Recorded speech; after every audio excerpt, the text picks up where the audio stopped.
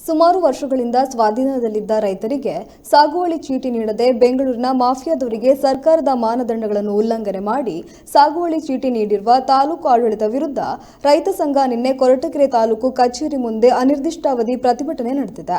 ಕೊರಟಗೆರೆ ತಾಲೂಕಿನ ದಾಳಿನರಸಿಂಹಯ್ಯ ಮತ್ತು ಕಾಮಣ್ಣನವರ ಜಮೀನಿನ ಒಕ್ಕಲೆಬ್ಬೇರಿಸಿ ಬೆಂಗಳೂರು ರಿಯಲ್ ಎಸ್ಟೇಟ್ ಏಜೆಂಟ್ಗಳಿಗೆ ಅಕ್ರಮ ಸಾಗುವಳಿ ಚೀಟಿ ನೀಡಿರುವುದು ಎಂದು ರೈತ ಸಂಘದ ಜಿಲ್ಲಾಧ್ಯಕ್ಷ ಆನಂದ್ ಪಾಟೀಲ್ ಆಕ್ರೋಶ ವ್ಯಕ್ತಪಡಿಸಿದರು.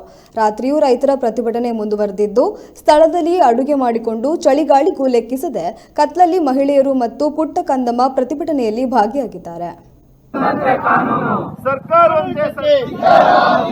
ರೈತ ವಿರೋಧಿ ತಾಲೂಕು ಆಡಳಿತಕ್ಕೆ, ರೈತ ವಿರೋಧಿ ಸರ್ಕಾರಕ್ಕೆ, ರೈತ ವಿರೋಧಿ ತಾಲೂಕು ಆಡಳಿತಕ್ಕೆ ಸರ್ಕಾರವಂತೆ ಸರ್ಕಾರ,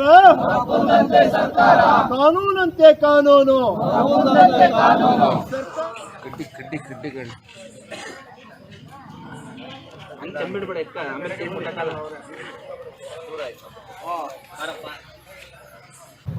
ಏನೋ ಇವತ್ತು ಕೊರಟಗೆರೆ ತಾಲೂಕು ಆಡಳಿತ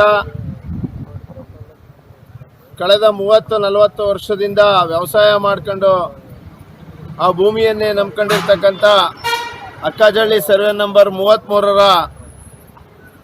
ದಾಳಿ ನರಸಿಂಹಯ್ಯ ಮತ್ತೆ ಕಾಮಣ್ಣನವ್ರನ್ನ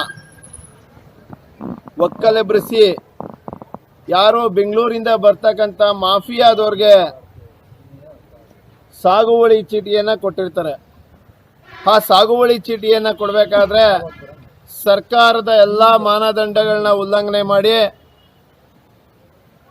ಈ ತಾಲೂಕಿನ ವಾಸಿಗಳೇ ಆಗದಂಥವ್ರಿಗೆ, ಈ ತಾಲೂಕಿನಲ್ಲಿ ಆಧಾರ್ ಕಾರ್ಡು ಅಥವಾ ರೇಷನ್ ಕಾರ್ಡು ಯಾವುದೂ ಕೂಡ ಇರೋದಿಲ್ಲ, ಅಂಥವ್ರಿಗೆ ಸಾಗುವಳಿ ಚೀಟಿಯನ್ನು ತಾಲೂಕು ಆಡಳಿತ ಕೊಡುತ್ತೆ.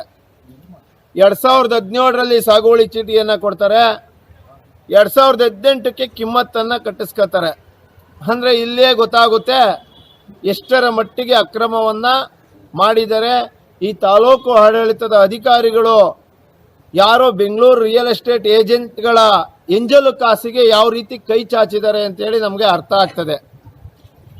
ಅದರಿಂದ ಏನು ಮೂಲತಃ ಇರ್ತಕ್ಕಂಥ ರೈತರುಗಳನ್ನ ಒಕ್ಕಲೆಬ್ರಿಸೋ ಉದ್ದೇಶ ಇಟ್ಕೊಂಡು ತಾಲೂಕು ಆಡಳಿತ ಪೊಲೀಸ್ ಇಲಾಖೆಗೆ ಪತ್ರವನ್ನು ಬರೆದು